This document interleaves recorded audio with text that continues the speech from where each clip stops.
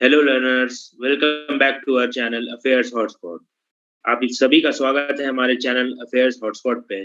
Today we have come up with a mini marathon of 25 latest current affairs which will help you in every exam, every quiz and will let you know about what is happening around you.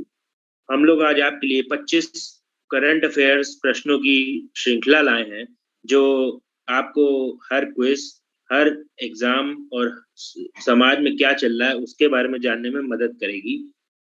तो इससे पहले कि हम video शुरू करें, make sure that you subscribe to our channel and press the bell icon, and in the next slide you will get a link to all our social media handles like Telegram and YouTube. We have also started our channel on Telegram, which will consist of handwritten current affairs notes and static GK.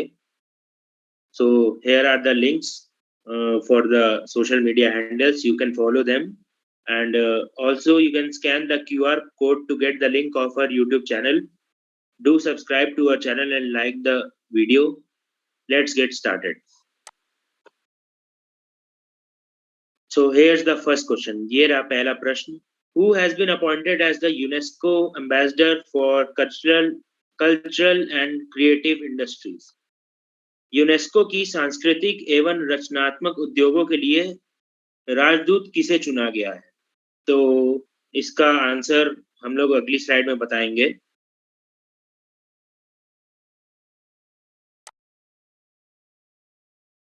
तो इसका सही जवाब है Naomi कवासे। तो आपको मैं बता दूं, नाओमी कवासे एक नीस फिल्म डायरेक्टर हैं जिन्हें कि इस साल का UNESCO ambassador for cultural and creative industries चुना गया है। बता दूं कि नाओमी कवासे एक बहुत ही डायरेक्टर हैं। इन्होंने 2020 के टोक्यो ओलंपिक्स की फिल्म की भी शूटिंग की थी।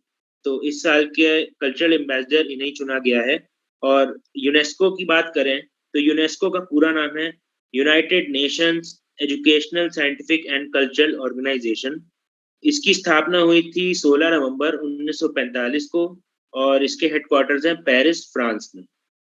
तो ये जो इन्फॉर्मेशन मैं आपको दे रहा हूँ साथ साथ स्टैटिक जीके की, ये आपको काफी काम आएगी आगे, क्योंकि कई बार एग्जाम से पूछ लेते हैं कि इस संस्था का मुख्यालय कहाँ पे है, इस where are the headquarters of the following organisation.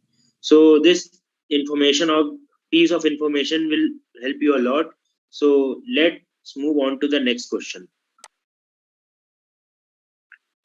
Who has won the Woman of the Year award from World Athletics? विश्व एथलेटिक्स के द्वारा वर्ष की महिला पुरस्कार किसने जीता है?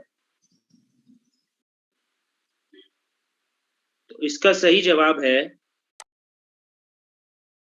अंजू बॉबी जॉर्ज। जी हाँ, अंजू बॉबी जॉर्ज एक इंडियन एथलीट हैं और बहुत ही जानी मानी एथलीट हैं इंडिया की। इन्होंने इस साल का women of the year award जीता है वर्ल्ड एथलेटिक्स के तरफ से। तो अगर अंजू बॉबी जॉर्ज जी की बात करें तो इन्होंने 2003 में हिस्ट्री क्रिएट की थी, इतिहास रचा था। भारत की पहली महिला थी जिन्होंने लॉन्ग जंप में ब्रॉन्ज मेडल हासिल किया था इंडिया की तरफ से। और उसके बाद गोल्ड मेडल हासिल किया था IAAF वर्ल्ड एथलेटिक्स चैंपियनशिप में।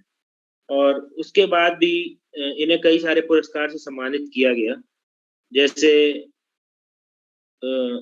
पद्मश्री और राष्ट्रपति के द्वारा भी खेल रत्न का पुरस्कार मिला इन्हें। तो इन्हें इस साल का women of the year award मिला है। तो ये बहुत ही इंपॉर्टेंट क्वेश्चन हो जाता है जी स्टैटिक जीके के पर्सपेक्टिव से। तो हम लोग अब अगले क्वेश्चन की ओर बढ़ते हैं। Magdalena Andersson is the first female prime minister of which country? Magdalena Andersson को किस देश की पहली महिला प्रधानमंत्री चुना गया? तो इसका सही जवाब है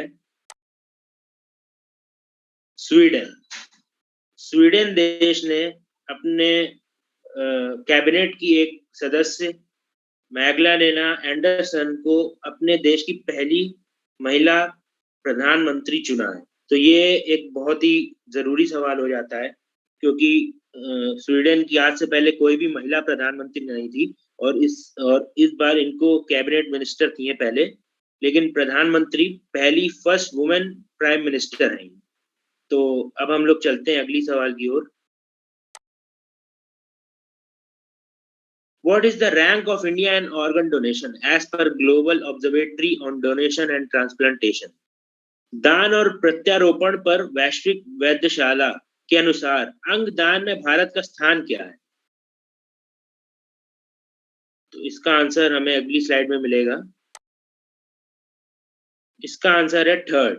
भारत तीसरे नंबर पे है ऑर्गन डोनेशन के मामले में, कि यहाँ की जनता दूसरों की जान बचाने के लिए अपने ऑर्गन्स डोनेट करती है, तो उसमें तीसरे स्थान पे है भारत। और ये बहुत ही अच्छी बात है कि हम लोग ऐसे नेक काम में विश्व में टॉप में स्टैंड करते हैं। तो आपकी अधिक जानकारी के लिए मैं बता दूं कि पहला स्थान प्राप्त किया है यूएसए ने, अमेरिका ने, और दूसरा स्थान प्राप्त किया है चाइना में। तो क्वेश्चन ऐसे भी बन के आ सकता है, which country rank first in the field of organ donation, कि दान और प्रत्यारोपण के मामले में सबसे अधिक दान करने वाला कौन सा देश बना है? तो इसका आंसर यूएसए होगा और भारत का स्थान तीसरे नंबर पे है। तो हम लोग अगले प्रश्न की ओर बढ़ते हैं। Which Indian state has stopped issuing permits to foreign nationals visiting the state amid the growing concerns over COVID-19 Omicron variant? किस भारतीय राज्य ने कोविड-19 के ओमिक्रॉन वेरिएंट को मद्देनजर रखते विदेशी नागरिक को परमिट जारी करना बंद कर दिया है? तो इसका आंसर हम अगली स्लाइड में देखते हैं। इसका सही जवाब है Sikkim.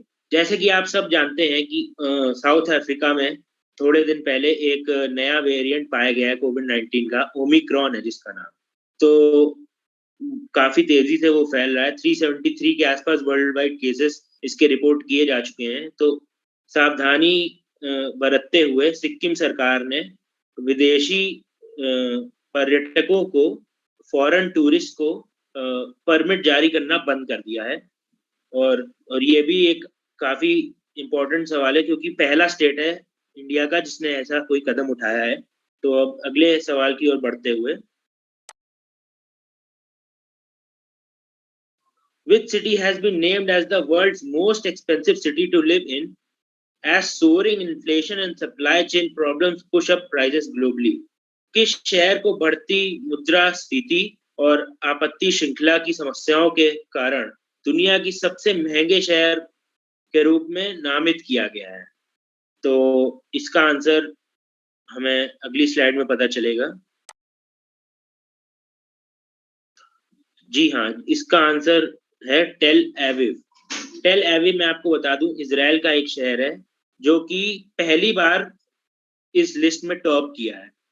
The economist intelligence unit एक एजेंसी है जो कॉस्ट ऑफ लिविंग इंडेक्स निकालती है कि किस देश में महंगाई सबसे ज्यादा है और लोगों को कितना खर्चा करना पड़ रहा है अपने सर्वाइवल पे, अपनी लिविंग के ऊपर। तो उस रिपोर्ट के अनुसार टेल एविव जो कि इजराइल में एक शहर है, वो दुनिया का सबसे महंगा शहर है रहने के लिए। इसलिए इसका सही जवाब होगा टेल एविव। और इससे पहले पिछले साल ये 5वें स्थान पे था और इसने 5वें से सीधा पहले स्थान पे छलांग लगा दी है। तो Tel Aviv is the right answer for the world's most expensive city to live in. As we move on to next question,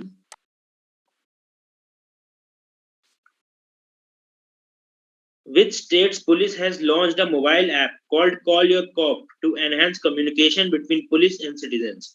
किस राज्य की सरकार या और पुलिस ने नागरिकों के बीच संचार बढ़ाने के लिए एक mobile app Call Your Cop launch किया है? तो इसका सही जवाब हमें पता चलेगा। इसका सही जवाब है नागालैंड। नागालैंड इसका सही जवाब है। नागालैंड ने एक एप्लीकेशन लॉन्च की है कॉल योर कॉप। इसमें क्या है कि आप इस ऐप को डाउनलोड करें और पुलिस और आम जनता के बीच में संचार, कम्युनिकेशन बढ़ाने के लिए और फ्रेंडली एनवायरनमेंट क्रिएट करने के लिए। जैसा कि आप सब जानते हैं कि हमारे देश में पुलिस का नाम सुनते ही लोग सुरक्षित महसूस करने के बजाय डरते हैं। तो इस ये जो भावना बनी हुई है पुलिस को लेके, उसको बदलने की कोशिश में एक कदम उठाते हुए नागालैंड सरकार ने एक Call Your Cop app launch किया है, जिससे कि सिटीजन्स जो है, नागरिक जो है, पुलिस की मदद आराम से ले पाएँगे। अब बात करते हैं नागालैंड की। तो नागालैंड के सीएम हैं नीफ्यू रियो। तो एक स्टैटिक पोर्शन है नागालैंड के बारे में जो कि बहुत इम्पोर्टेंट है आपके लिए जानना, एग्ज़ाम्स में भी काम आता है काफ़ी। तो नागालैंड के सीएम हैं श्री नीफ्यू रियो, इसके राज्यपाल यानी गवर्नर हैं जगदीश मुखी जी। यहाँ पे कई सारे वो हैं, हिस्टोरिक प्लेसेस हैं, जैसे कोहिमा वॉर सिमेट्री है, कोहिमा वॉर सिमेट्री है, और हॉर्नबिल फेस्टिवल बहुत फेमस है यहाँ का। और उसके बाद शिल्लोई लेक है, एक मैलूरी जगह में, बहुत ही प्रसिद्ध लेक है भारत का। उसके बाद नाक्यूलियम फेस्टिवल होता है यहाँ पे, और हॉर्नबिल फेस्टिवल भी है, जैसे मैंने आपको बताया। तो ये बहुत ही इम्पोर्टेंट चीज़ें हैं नागालैंड के बारे में जो आपको जाननी बहुत ज़रूरी है, और ये आपको आगे भी काम आएँगी। तो अगले क्वेश्चन की ओर हम लोग बढ़ते हैं।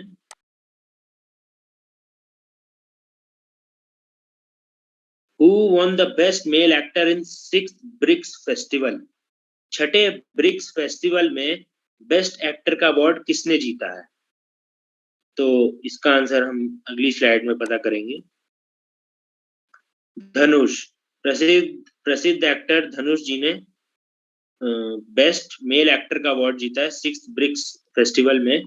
इनकी फ़िल्म आई थी असुरन, जैसा कि आप पोस्टर देख सकते हैं, बहुत ही अट्रैक्टिव पोस्टर है, बहुत ही आकर्षित कर रहा है पोस्टर। तो उसमें इस फ़िल्म ने इनको बेस्ट मेल एक्टर का अवार्ड जितवाया है। इसी से रिलेटेड, ब्रिक्स से रिलेटेड मैं आपसे एक क्वेश्चन पूछना चाहूँगा, जिसका जवाब आप कमेंट कर सकते हैं। I want to ask you a question about BRICS, the answer of which you can comment in the comment box. The question is that where was the 13th BRICS summit held and who will host the 14th BRICS summit next year? 13वां BRICS summit कब हुआ था, और इस साल का BRICS summit कहाँ हुआ था, और 14th यानी अगले वर्ष का ब्रिक्स जो समिट है वो कौन सा देश होस्ट कर रहा है? तो इसका जवाब आप कमेंट कर सकते हैं, और देखते हैं कितने लोग सही जवाब देते हैं। अगर अब हम अगले क्वेश्चन की ओर बढ़ते हैं। Name the organization that approved a loan of $125 million for water supply and sanitation projects in Uttarakhand. कौन सी संस्था ने उत्तराखंड के लिए $125 मिलियन का ऋण स्वीकृत किया है? तो इसका आंसर आगे पता चलेगा। तो इसका सही जवाब है Asian Development bank, ADB. Asian Development bank है, बहुत ही जाना माना बैंक है अपने एशिया का। तो इसने उत्तराखंड सरकार और एशियन डेवलपमेंट बैंक के बीच में एक एग्रीमेंट हुआ है, जिसमें एशियन डेवलपमेंट बैंक ने $125 मिलियन का लोन सैंक्शन किया है वाटर सप्लाई और सैनिटेशन को ध्यान में रखते हुए उत्तराखंड के लिए। और बात करें एशियन डेवलपमेंट बैंक की, तो काफ़ी इम्पोर्टेंट संस्था है ये एशिया की, और बहुत ही प्रसिद्ध और बहुत ही ज़रूरी बैंक है। तो एशियन डेवलपमेंट बैंक की बात करते हैं। इसका स्थापना हुआ था 19 दिसंबर 1966 यानी 19 दिसंबर 1966 को। इसके हेडक्वार्टर्स है फिलीपींस में, और मेंबरशिप इसकी है 68 कंट्रीज। एशिया की 68 countries are the members of Asian Development Bank. So this piece of information about Asian Development Bank is very helpful and will obviously help you in future. Let's move on to the next question. Day of Remembrance of all victims of chemical warfare is observed across globe by UN on which day? रासायनिक तत्वों के द्वारा पीड़ित लोगों का दिवस जो होता है, मनाया जाता है यूनाइटेड नेशन संगठन के द्वारा, वो किस दिन को मनाया जाता है? तो आइए देखते हैं इसका सही उत्तर क्या है। सही उत्तर है 30th नवंबर। जी हाँ, 30 नवंबर को हम सब उन विक्टिम्स को, उन उन विक्टिम्स को याद करते हैं जो कि केमिकल वॉरफेयर के शिकार हो गए थे। उन पीड़ितों को याद किया जाता है इस दिन 30 नवंबर को। जैसा कि आप जानते हैं, इसका बहुत मतलब मेजर एग्जांपल अपने इंडिया में भोपाल गैस ट्रेजेडी है।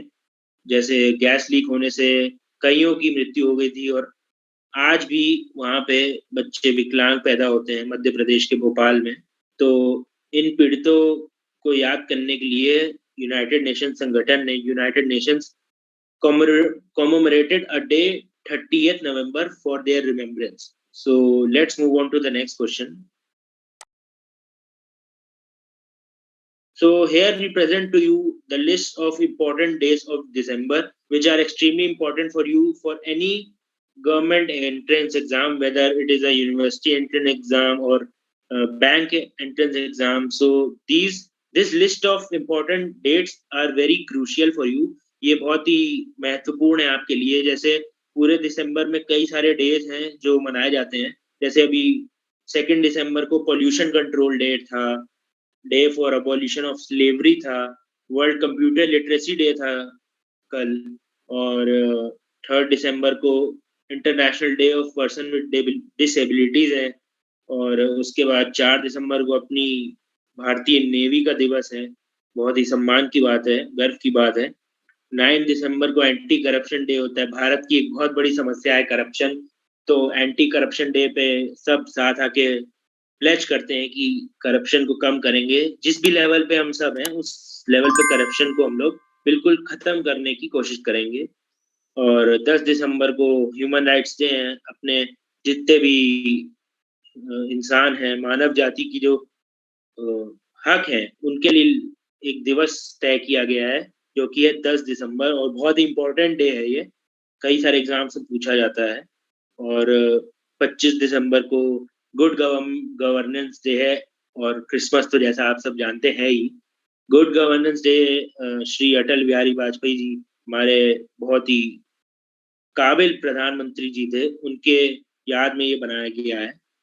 ये दिवस उनकी याद में रखा गया है। गुड गवर्नेंस डे, एक अच्छी सरकार किसे कहते हैं, ये उन्होंने हमें दर्शाया था। तो उनकी याद में ये दिवस 25 दिसंबर को गुड गवर्नेंस डे रखा गया है। तो हम लोग आगे बढ़ते हैं 12वें प्रश्न की ओर। Dheeraj Singh has become first Indian to be named in the AFC Asian Football Confederation Champions League on this season. Which state does he belong to?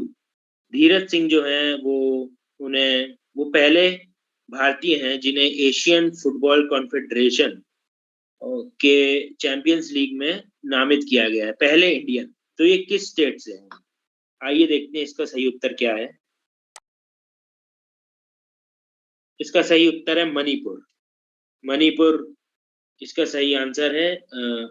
Dheeraj Singh जो है बहुत ही बढ़िया फुटबॉलर हैं, वो मणिपुर को बिलोंग करते हैं। और मणिपुर की कुछ बात करते हैं तो Manipur capital is Imphal, and Manipur का एक बहुत ही फेमस है लोकतक लेक। काफी बार पूछा भी जा चुका है कई क्विजेस और एग्जाम्स में लोकतक लेक। तो लोकतक लेक जो है वो उस पे दुनिया का एकमात्र फ्लोटिंग नेशनल पार्क है जिसका नाम है कीबुल लामजाओ नेशनल पार्क। तो ये काफी इंपॉर्टेंट क्वेश्चन हो जाता है एग्जाम्स पॉइंट ऑफ व्यू से कि world's only floating national park is in which state? It is Manipur. What is the name of the park? Keibul Lamjao national park, and it is situated on which lake? The Loktak Lake. So see how the questions are framed. From one piece of information, 3 to 4 questions are framed and are frequently asked in exams. So this is a very useful question for you. And let's move on to the next question.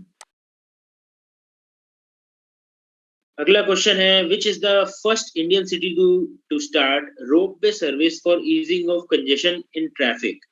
कि यातायात में आसानी के लिए ropeway सेवा शुरू करने वाला पहला भारतीय शहर कौन सा है? कि ट्रॉली, जिसे हम लोग आम भाषा में कहते हैं ट्रॉली, जो जैसे हम लोग वैष्णो देवी में सफर करते हैं ट्रॉली से, वैसे ट्रॉली को आम जनता के बीच में ताकि ट्रैफिक कंट्रोल हो सके, ट्रैफिक कंजेशन की प्रॉब्लम सॉल्व हो सके, उसके लिए ट्रॉली का इस्तेमाल करने वाला पहला भारत का पहला शहर कौन सा है? आइए देखते हैं इसका सही उत्तर क्या है। इसका सही उत्तर है वाराणसी। जी हाँ, उत्तर प्रदेश राज्य के वाराणसी जिला पहला जिला होगा जो रोपवे सर्विस शुरू करेगा, ट्रॉलीज यूज करेगा ताकि उसके शहर का ट्रैफिक कम हो सके। और इसके बारे में है कि पहली रोपवे सेवा जो होगी वो कैंट रेलवे स्टेशन से चर्च स्क्वायर तक जाएगी। पहली रोपवे सेवा जो है 400 करोड़ रुपए का बजट, काफी बड़ा अमाउंट इसके लिए अलॉट किया गया है राज्य सरकार की ओर से। तो वाराणसी है। इसके पहले केवल 2 ही शहर थे पूरी दुनिया में, 2 ही जगहें थी जिन्होंने ऐसी सर्विस शुरू की थी। पहली थी बोलीविया, दूसरी थी मेक्सिको। तो बहुत ही गर्व की बात है कि अपना भारत भी आधुनिकीकरण में आगे बढ़ रहा है और तकनीकी अ, चीज़ों का लाभ उठा रहा है। तो वाराणसी जो है पूरी दुनिया का तीसरा शहर होगा जो रोपवे सेवा को लागू करेगा अपने उसमें आम जनता में। और 2022 तक इसके कंप्लीट होने की संभावना भी है। 400 करोड़ रुपए का बजट अलॉट हो चुका है। साथ ही में कैंट रेलवे स्टेशन से चर्च स्क्वायर तक ये कनेक्ट करेगा पहला। So let's move on to the next question. The India International Science Festival IISF 2021 will be held in which state? So Bharat अंतर्राष्ट्रीय विज्ञान उत्सव IISF 2021 किस राज्य में आयोजित किया जाएगा? देखते हैं इसका सही उत्तर क्या है। इसका सही उत्तर है गोवा। जी हाँ, गोवा में भारतीय अंतर्राष्ट्रीय विज्ञान उत्सव का आयोजन होगा। और इसमें कई सारे एग्जीबिशंस और प्रदर्शनियां लगेंगी। और साइंस से रिलेटेड कई अपने देश में हिडन टैलेंट्स है तो उनको भी मौका मिलेगा कि वो बाहर आए और अपना टैलेंट दिखाएं। तो ये बहुत ही इम्पोर्टेंट फेस्टिवल हो जाता है। इसमें सब कुछ साइंस से रिलेटेड होगा और काफी नए नए हमें टैलेंट्स देखने को मिलेंगे इसमें। So let's move on to the next question. The cost of living index is released by which of the following organizations? Option A, World Bank. Option B, International Monetary Fund. Option C, Economic Intelligence Unit. Option 4, World Economic Forum. तो cost of living index किस संगठन द्वारा जारी किया जाता है? World bank, अंतरराष्ट्रीय monetary fund, economic intelligence unit, world economic forum. तो आइए देखते हैं इसका सही उत्तर क्या है। इसका सही उत्तर है द इकोनॉमिस्ट इंटेलिजेंस यूनिट। पहले जैसे मैंने एक क्वेश्चन आया था, टेल एविव जो शहर है वो दुनिया का सबसे महंगा शहर घोषित किया गया है, नामित किया गया है। तो वो इसी की रिपोर्ट, मैंने पहले जैसे बताया, इसी की रिपोर्ट द्वारा ये नामित किया गया है। द इकोनॉमिस्ट इंटेलिजेंस यूनिट ये एक संस्था है जो कि सारा डेटा कलेक्ट करती है पूरी दुनिया का कि कहाँ के लोगों को कौन सी गुड्स एंड सर्विसेज कितने में मिल रही हैं। तो उस हिसाब से पूरा कैलकुलेशंस करके ये लोग एक रिपोर्ट निकालते हैं, the cost of living index, यानी कि लिविंग की, रहने की और सर्वाइवल की कितनी हमारी कॉस्ट आ रही है एक बंदे की। तो उस हिसाब से ये लोग निकालते हैं कॉस्ट ऑफ लिविंग इंडेक्स। और जैसा कि पहले भी क्वेश्चन में आप बैक करके देख सकते हैं कि टेल एविव जो इसराइल का है उस सबसे महंगा शहर साबित हुआ है। तो काफी इम्पोर्टेंट ऑर्गेनाइजेशन है और काफी महत्वपूर्ण इसकी रिपोर्ट्स होती हैं और काफी मानी जाती है इसकी reports. So let's move on to the next question. Indian Army surveillance capabilities have received the advanced Heron drones from which country under the emergency procurement clause? भारतीय सेना को किस देश से उन्नत हिरोन ड्रोन प्राप्त हुए हैं? टर्की, इजराइल, फ्रांस या यूएसए? तो आइए देखते हैं इसका सही उत्तर क्या है। इसका सही उत्तर इजराइल है। हिरोन ड्रोन्स बहुत ही advance state of the art technology से बनाए हुए ड्रोन्स हैं जो कि इंडियन आर्मी को प्राप्त हुए हैं इजराइल से। और इसका ये स्थापना भी लद्दाख में की जाएगी। पहला ट्रायल शुरू हो गया है। और ट्रायल्स के दौरान बहुत ही अच्छे रिजल्ट्स आए इसके। हेरोन ड्रोन्स काफ़ी आधुनिक तकनीकों से बनाए गए हैं और जैसे आगे वॉर्स वगैरह और उसमें काफ़ी काम आएँगे। जैसे आप जानते ही हैं हमारे इंडिया, पाकिस्तान, इंडिया, चाइना सबसे विवाद चलते रहते हैं, तो उसको मद्देनज़र रखते भारत सरकार ने अपने सिक्योरिटी और डिफेंस को स्ट्रॉन्ग करते हुए इन हेरोन ड्रोन्स का एक बैच मंगवा लिया अपने यहाँ, वो भी इमरजेंसी क्लॉज में। तो ये बहुत ही अच्छी बात है अपने डिफेंस मिनिस्ट्री और डिफेंस सिस्टम के लिए, और डिफेंस अपना और मजबूत होगा इससे। इज़राइल से ये ड्रोन्स प्राप्त हुए हैं। इज़राइल में एडवांस ड्रोन्स बनाए जाते हैं, हेरोन ड्रोन्स इनका नाम है। और जैसे कि आप फ़ोटो में भी देख सकते हैं, काफ़ी बढ़िया लग रहे हैं देखने में और काफ़ी आधुनिक तकनीकों से बनाए हुए लग रहे हैं। So let's move on to the next question. Which state has overtaken Maharashtra as the largest manufacturing hub of the country? किस राज्य ने देश के सबसे बड़े विनिर्माण केंद्र के रूप में महाराष्ट्र को पछाड़ दिया? सब ऑप्शन है गुजरात, पंजाब, केरल या कर्नाटक। तो आइए देखते हैं इसका सही उत्तर क्या है। इसका सही उत्तर है गुजरात। जी हाँ, महाराष्ट्र जहाँ सबसे ज़्यादा इंडस्ट्रीज़ हैं, जैसे आप जानते ही होंगे, इंडस्ट्रियल कैपिटल एक तरह से कहते हैं उसे, और मुंबई को तो कमर्शियल कैपिटल, उसको भी पछाड़ दिया है गुजरात ने। विनिर्माण केंद्र यानी मैन्युफैक्चरिंग हब बन गया है इंडिया का सबसे बड़ा। सबसे ज़्यादा मैन्युफैक्चरिंग इंडस्ट्रियल आउटपुट यही का है। ये बहुत ही अच्छी बात है, अपने जीडीपी और इकोनॉमी के लिए, अर्थव्यवस्था के लिए बहुत ही अच्छी बात है। और आइए अब गुजरात के बारे में थोड़ा बहुत जान लेते हैं। जैसे गुजरात स्टेट का यहाँ पे मेंशन हुआ है, तो गुजरात के सीएम हैं श्री भूपेंद्र पटेल। इसके गवर्नर हैं आचार्य देवव्रत जी। यहाँ पे बहुत ही प्रसिद्ध टेम्पल भी है, एक दो चार, जैसे नागेश्वर टेम्पल है, सोमनाथ टेम्पल है। और आप सब जानते होंगे अपने प्रथम गृह मंत्री, first home minister Shri Sardar Vallabh भाई पटेल जी का यहाँ पे सबसे बड़ा स्टैचू है दुनिया का। स्टैचू ऑफ यूनिटी भी गुजरात में ही है, अहमदाबाद शहर में। तो ये जो लास्ट में मैं पीस ऑफ इंफॉर्मेशन दे रहा हूँ, तो ये काफ़ी आपको हेल्प करेगी, क्योंकि अक्सर ऐसे सवाल आ जाते हैं कि where is Somnath temple located and where is Nageshwar temple located, Statue of Unity is in which state. तो ऐसे क्वेश्चन आपको, ऐसी इंफॉर्मेशन आपको काफ़ी हेल्प कर सकती है एग्जाम्स में। So let's move on to the next question. Who is the head of the three-member committee constituted by union government to review the criteria for 10% reservation for economically weaker sections EWS in educational institutions and government jobs? तो जो EWS है, economically weaker sections, उसके लिए जो 10% reservation है government jobs और educational institutions में, उसको एक बार रिव्यू किया जा रहा है। भारत सरकार रिव्यू करना चाहती है, दोबारा परखना चाहती है उसको। यानी कि आर्थिक रूप से कमजोर वर्ग जो होते हैं, EWS इकोनॉमिकली वीकर सेक्शंस, तो उसके लिए एक 3 मेंबर कमेटी बनाई गई है, बहुत ही हाई लेवल कमेटी है। तो उसके हेड कौन होंगे? तो ऑप्शंस में जैसे आप देख सकते हैं कि प्रोफेसर वीके मल्होत्रा, संजीव सान्याल जी, अजय भूषण पांडे जी, शक्तिकांता दास। तो इसका सही उत्तर है Ajay Bhushan Pandey ji.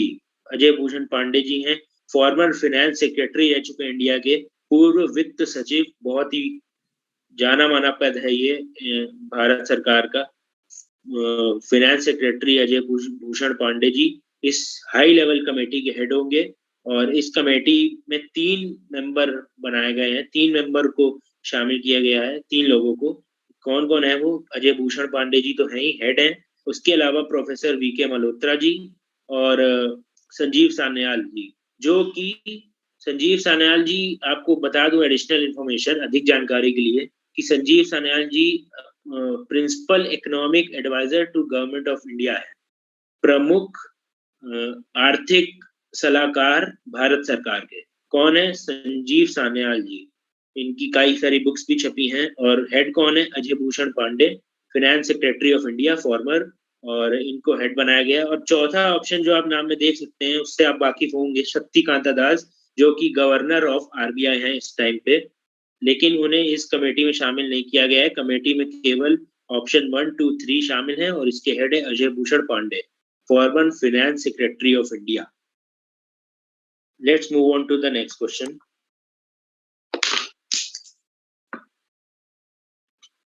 Who has won the prestigious Kamala Devi Chattopadhyay NIF Book Prize 2021 for his book Nauroji, Pioneer of Indian Nationalism?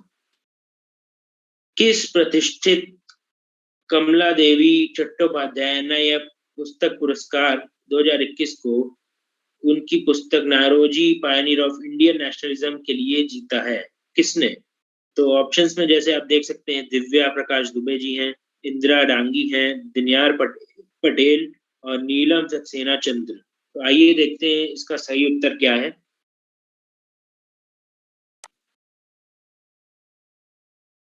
इसका सही उत्तर है दिनयार पटेल। जी हाँ, जैसे आप देख सकते हैं फोटो में कि दिनयार पटेल है, उनके बगल में उनकी बुक का कवर पेज है, Naoroji pioneer of Indian nationalism. ये book Dada Bhai Naoroji, the grand old man of India जिन्हें कहते हैं, ये भी एक जरूरी इंफॉर्मेशन है। Grand old man of India, ये बहुत ही बड़े क्रांतिकारी थे, बहुत मॉडरेट्स में इनका नाम था, grand old man of India थे। इन्होंने ही बताया था कि नौरोजी साहब ने कि drain of Indian wealth to British, कि भारत का पैसा किस तरह से भारतीय ब्रिटिश अफसरों की सैलरीज और बिजनेस के तौर पे भारत का सारा पैसा वहां अंग्रेजों के राष्ट्र में गया था। तो नारोजी जी, जिन्हें grand old man of India, मैं बार बार इसलिए कह रहा हूँ क्योंकि कई बार ये सवाल पूछा जाता है, who is known as the grand old man of India, तो दादा भाई नौरोजी। तो इनके ऊपर इनकी एक बायोग्राफी लिखी है, ऑटोबायोग्राफी, दिनयार पटेल ने। उसके लिए इन्हें बहुत ही प्रतिष्ठित कमला देवी चट्टोपाध्याय NIF बुक प्राइज 2021 मिला है। तो अब कमला देवी चट्टोपाध्याय NIF बुक प्राइज है, तो ये बुक प्राइज जैसे कि आप जानते होंगे, कमला देवी चट्टोपाध्याय बहुत ही इनका इंडिपेंडेंस स्ट्रगल जो था, बहुत ही बड़ा हाथ था उसमें। इन्होंने इंडियन हैंडीक्राफ्ट्स और हैंडलूम्स और थिएटर्स को रिवाइव करने में बहुत बड़ा रोल निभाया था अपना, कमला देवी चट्टोपाध्याय जी। तो उन्हीं के रिस्पेक्ट में, उन्हीं के सम्मान में इस पुरस्कार का नाम रखा गया है। और आपको अधिक जानकारी के लिए बता दूं कि कमला देवी चट्टोपाध्याय मद्रास से इलेक्शन लड़ने वाली पहली महिला थी। तो ये इंफॉर्मेशन साथ में जो मैं आपको दे रहा हूँ, ये भी आप नोट कर सकते हैं, काफी काम आती है क्विजेज वगैरह में, कॉम्पिटिशन्स में। तो who has won the Kamala Devi Chattopadhyay NIF Book Award? Its answer is Dinyar Patel. Let's move on to the next question. Which web series won the Best Drama Award at International Emmy Awards 2021? Emmy Awards जो होते हैं, अंतरराष्ट्रीय Emmy Awards 2021, उसमें best drama web series का award किसने जीता है? तो आइए देखते हैं इसका सही आंसर क्या है। इसका सही आंसर है तेहरान। जी हाँ, ये एक इजराइल की वेब सीरीज है और ये पहली इजरायली वेब सीरीज है जो कि जिसने एमी अवार्ड जीता है। तेहरान है आंसर। और क्या बेस्ट ड्रामा अवार्ड जीता है इसने, इंटरनेशनल एमी अवार्ड्स। आपको एमी अवार्ड्स के बारे में कुछ जानकारी दे दूं तो एमी अवार्ड्स जो हैं वो 3 टाइप के होते हैं। एमी, एक ग्रैमी होता है जो म्यूजिक के लिए मिलता है, ऑस्कर जो फिल्म के लिए मिलता है, और टोनी थिएटर के लिए मिलता है।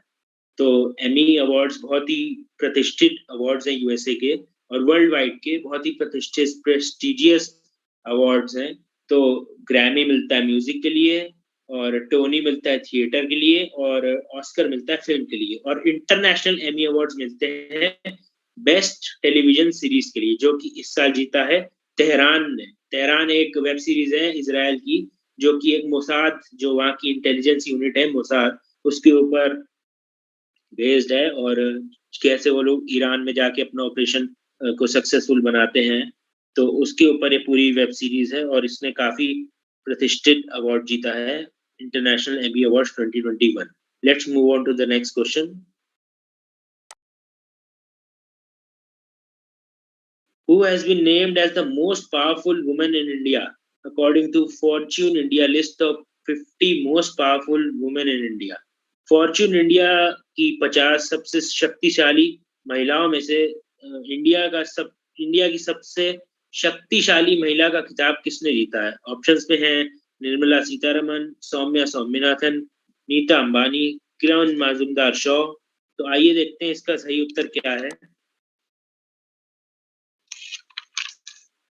तो इसका सही उत्तर है निर्मला सीतारमन जी। जी हाँ, अपने देश की वित्त मंत्री, फाइनेंस मिनिस्टर निर्मला सीतारमन जी को इंडिया की मोस्ट पावरफुल वुमेन का अवार्ड मिला है।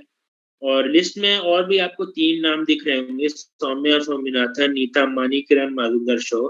तो मैं आपको बता दूं, फर्स्ट नंबर पे तो निर्मला सीतारमन जी हैं, finance minister of India, ex defence minister of India, and first women defence minister of India after Indira Gandhi ji. And Soumya Swaminathan जो है वो chief scientist of world health Organisation है, इंडियन ही है, इंडियन बॉर्न है, वर्ल्ड हेल्थ ऑर्गेनाइजेशन की चीफ साइंटिस्ट है। वो उनकी रैंक है 3rd इस लिस्ट में। उसके बाद नीता अंबानी, जैसा आप जानते ही हैं कि रिलायंस फाउंडेशन की chairperson and wife of Mukesh Ambani, the founder and chairman and MD of Reliance Group. Neeta Ambani is second on the list, and next on the list comes Kiran Majumdar Shaw. She is a billionaire and entrepreneur, and the CMD, Chairman, Managing Director, and Executive Director of Biocon Limited. Biotechnology की ये company है, तो उसकी head है किरण मजूमदार शॉ, और इन्होंने इस list में 4था स्थान प्राप्त किया है। तो एक क्विक रिवीजन के तौर पे, first is Nirmala Sitharaman, finance minister of India, second is Nita Ambani, CMD of Reliance Foundation, and third is Soumya Swaminathan, chief scientist of world health Organisation. ये अलग से क्वेश्चन भी बन के आ सकता है, who is the chief scientist of world health organisation? तो answer is Soumya Swaminathan. Indian born है, इंडिया में इनका जन्म हुआ।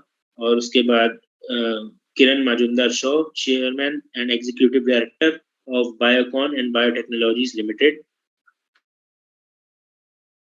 तो let's move on to the next question. According to a report, which country is the world's largest plastic polluter? एक report के अनुसार विश्व का सबसे बड़ा प्लास्टिक प्रदूषक कौन सा देश है? यूएसए, चाइना, इंडिया या रशिया? तो इसका आंसर देखते हैं हम लोग। तो इसका सही जवाब है USA, United states of America. तो अमेरिका ने एक रिपोर्ट के अनुसार वर्ल्ड में सबसे ज्यादा प्लास्टिक पोल्यूशन फैलाया है।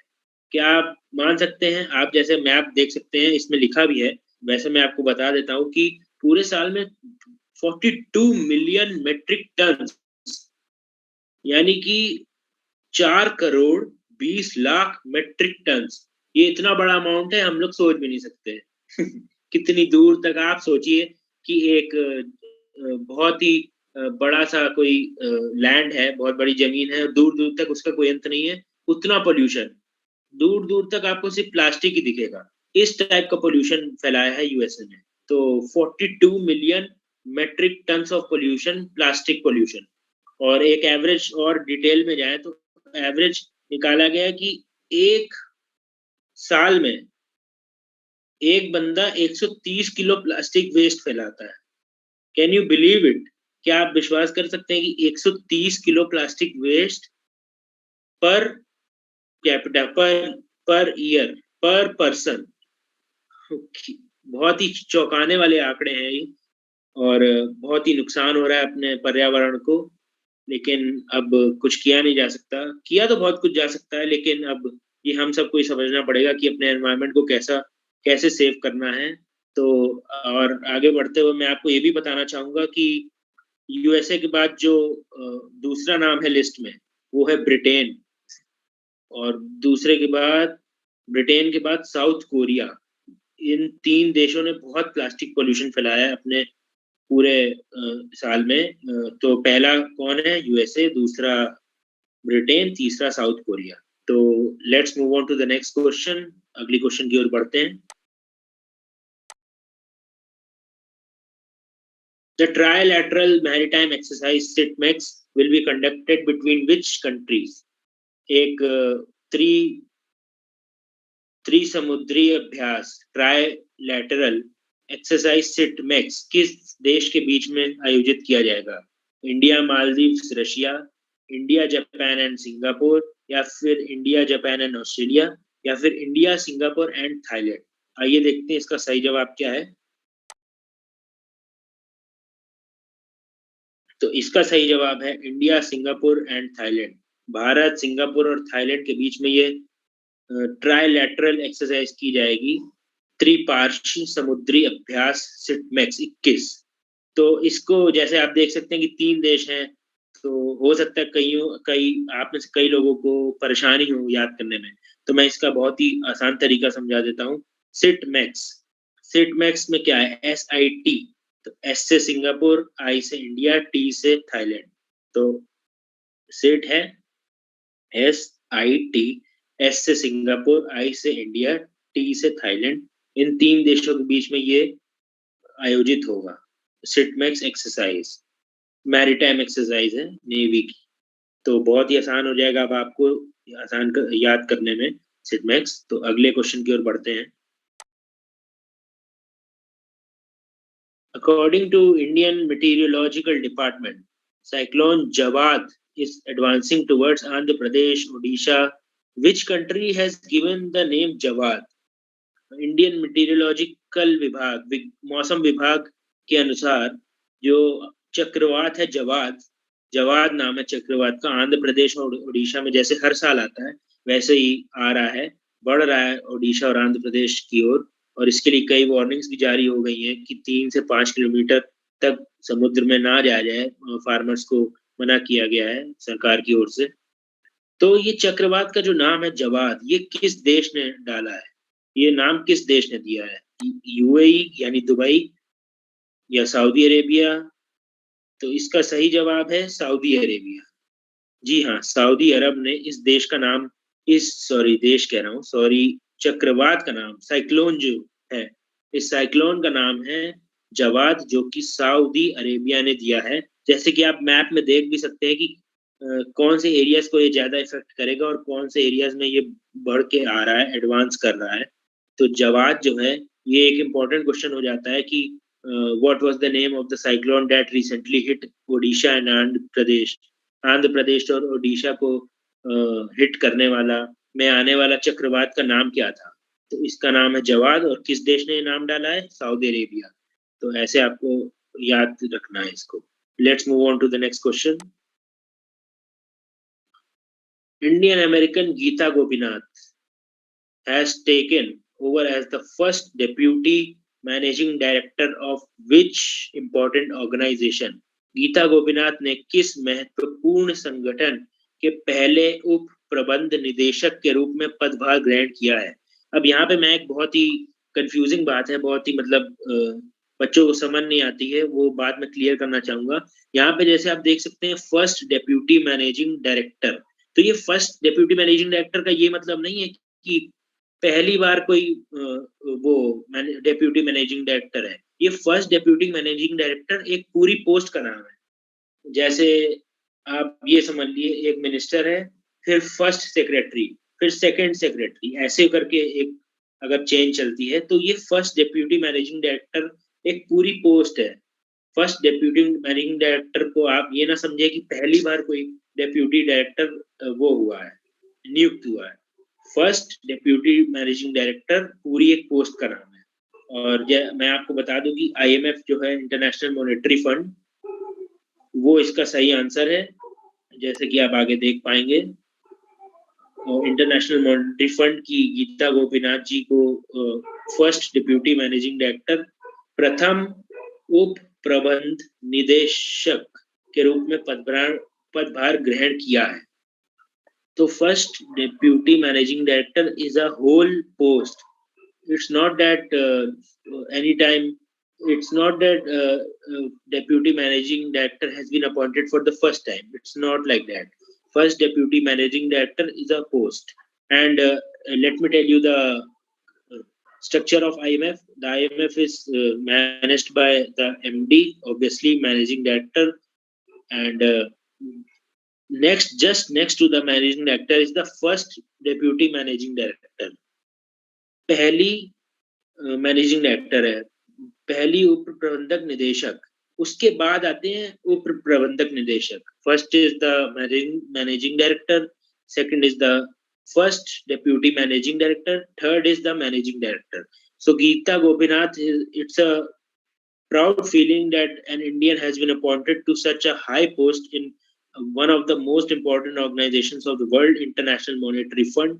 और जैसे कि अब आप जानते हैं कि आप शायद जानते होंगे कि गीता गोपीनाथ जी इससे पहले IMF की चीफ इकोनॉमिस्ट थी, चीफ इकोनॉमिस्ट के रूप में काम कर रही थी IMF में. अब इनका प्रमोशन हो गया आप कह सकते हैं, और ये सीधा MD के बाद जो सबसे इम्पोर्टेंट पर्सन है पूरे वर्ल्ड के, जो सबसे इम्पोर्टेंट ऑर्गेनाइजेशन है उसकी ये बहुत ही हाई पोस्ट पे हेड हो गई हैं.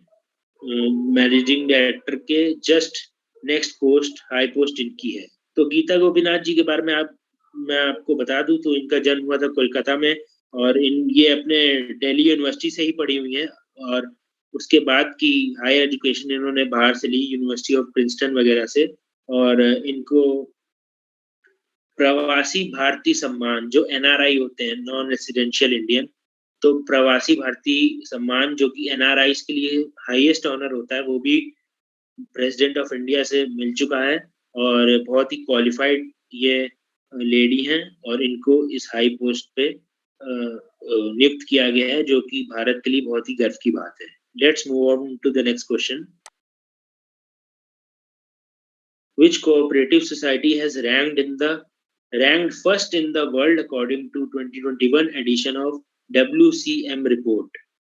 WCM वर्ल्ड कोऑपरेटिव मॉनिटर के अनुसार 2021 में किस सहकारी समिति ने विश्व में प्रथम स्थान प्राप्त किया है?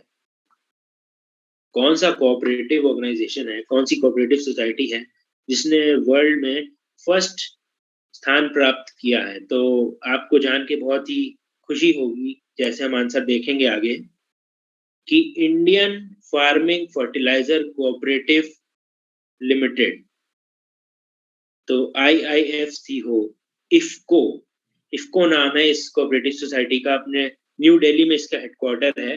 तो ये वर्ल्ड की नंबर 1 कोऑपरेटिव सोसाइटी बन चुकी है, इंडिया से है ये, और GDP के मामले में सबसे ज्यादा है, ईयरली टर्नओवर के मामले में सबसे ज्यादा है, ये सबसे आगे है. और इसका फुल फॉर्म जैसे आप देख सकते हैं, Indian farmer fertiliser cooperative limited. तो इसके बारे में थोड़ा जान लेते हैं, मैं आपको कुछ बताता हूँ इसके बारे में. इसकी स्थापना हुई थी 1967 में. इसके चेयरमैन हैं श्री दिलीप संघानी जी, MD एंड CEO है US अवस्थी, और इसका हेडक्वार्टर्स है न्यू दिल्ली में. तो कभी भी आपको पूछा जाए where are the headquarters of IFFCO, Indian farmer fertiliser cooperative limited, तो न्यू दिल्ली इसका आंसर होगा. और WCM की बात करते हैं, जिसने ये रिपोर्ट निकाली है. तो WCM stands for world cooperative monitor.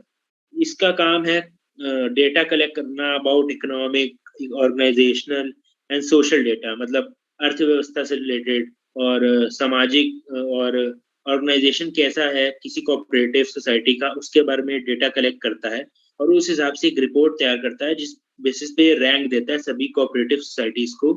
और उस हिसाब से इफको वर्ल्ड की नंबर 1 कोऑपरेटिव सोसाइटी है, जो कि अपने भारत की है. और ये बहुत ही खुशी की बात है अपने देश के लिए कि अपना देश हर फील्ड में अपने कदम आगे बढ़ा रहा है. और WCM जो है वर्ल्ड कोऑपरेटिव मॉनिटर है, इसको WCM रिपोर्ट को जारी करता है इंटरनेशनल कोऑपरेटिव अलायंस ICA और European research institute on cooperative and social enterprises. ये दोनों गठबंधन में है, इंटरनेशनल कोऑपरेटिव अलायंस ICA और European Research Institute on Cooperative and Social Enterprises. तो इसी के साथ आज की हमारी ये क्विज समाप्त होती है। 25 क्वेश्चन पूरे हुए। अंत में मैं यही कहना चाहूंगा कि do subscribe to our video, do subscribe to our channel and like our video and tell us in the comments. Suggestions are always welcome.